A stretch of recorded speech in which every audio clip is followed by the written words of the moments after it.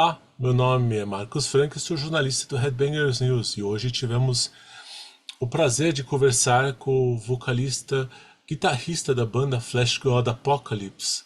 Os italianos vêm ao Brasil em setembro como banda de apoio da banda holandesa Epica, que recentemente lançou seu novo álbum Aspiral.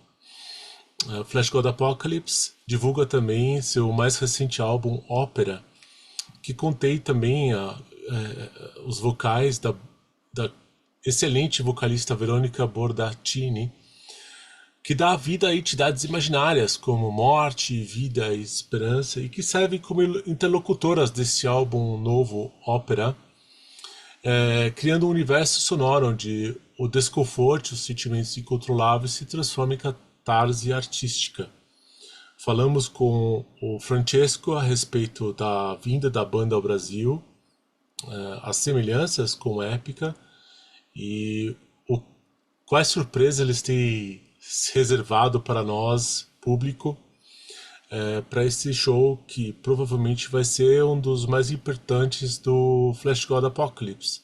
Com vocês, Francesco Paoli.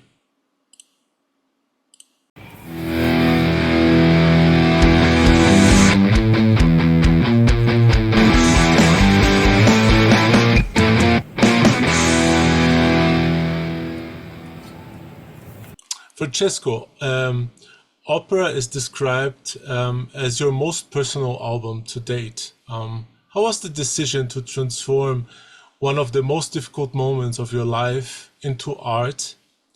And was there any hesitation about exposing so much of yourself?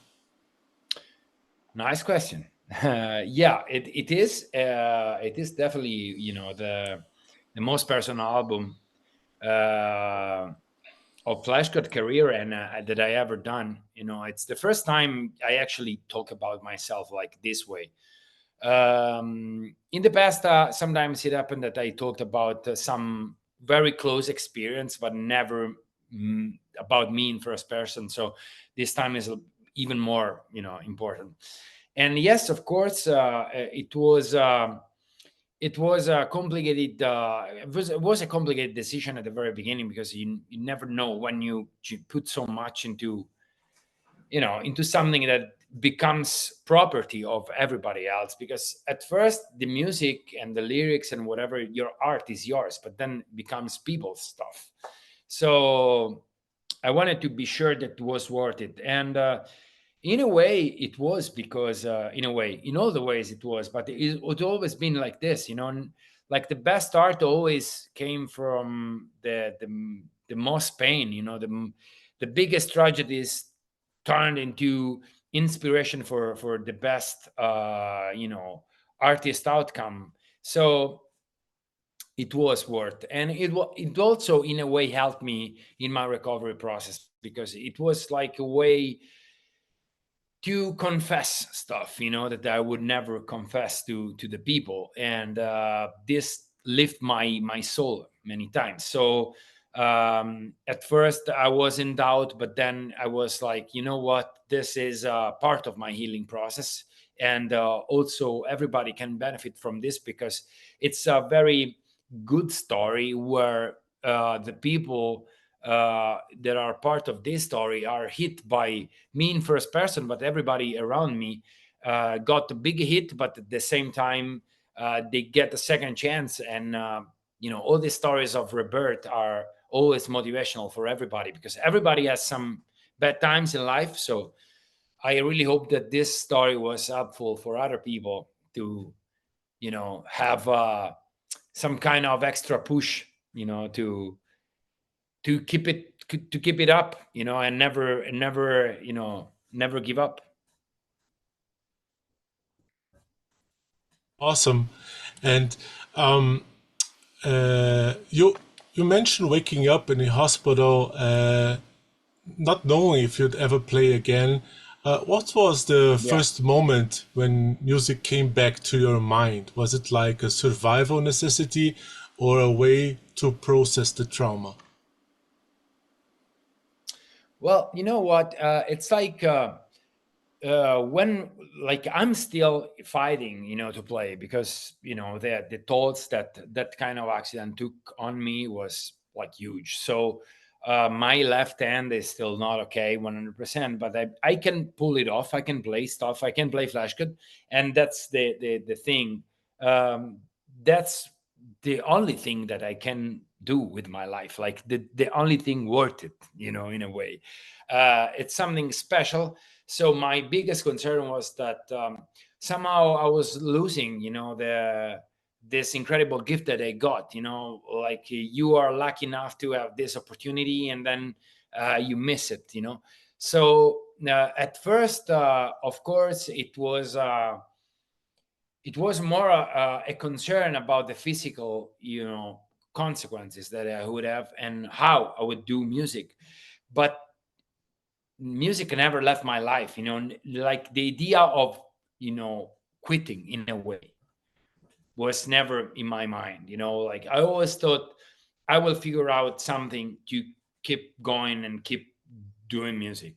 And it took me some time to get back in shape enough to perform Fleshgod. But now that I can do it, I will keep it, as much as I can, with all the strength that I have.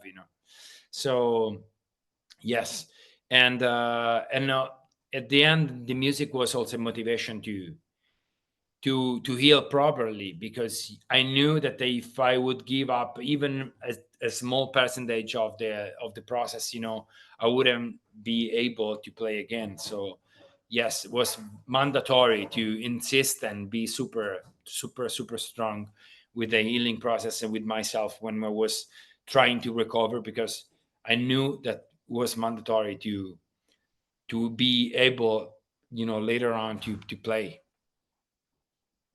And in the album's narrative, you talk about facing your demons once again. What demons were those, and how did creating opera confront them differently than you had done before?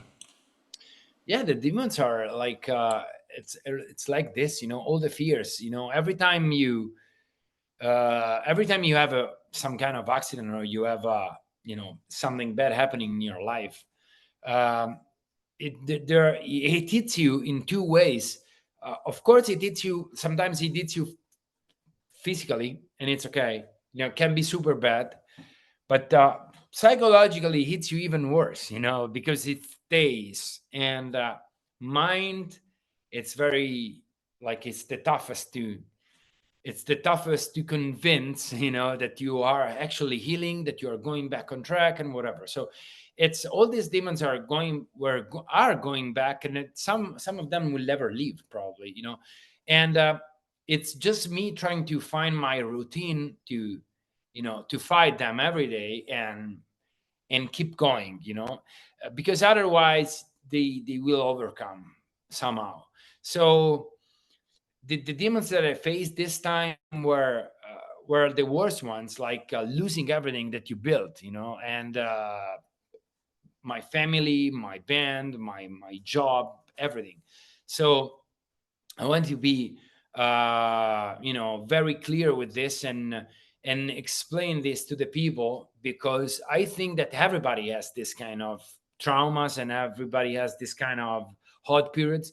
And in these hard times, what you really want to hear is somebody else that made it, and take it like, this guy had this, and somehow he succeeded to go back to normal. And I wanted to show that even if it's super tough and super complicated process, is still doable. So everybody else can find the strength to fight. So yes, this is probably the best outcome of the album, in a way. That is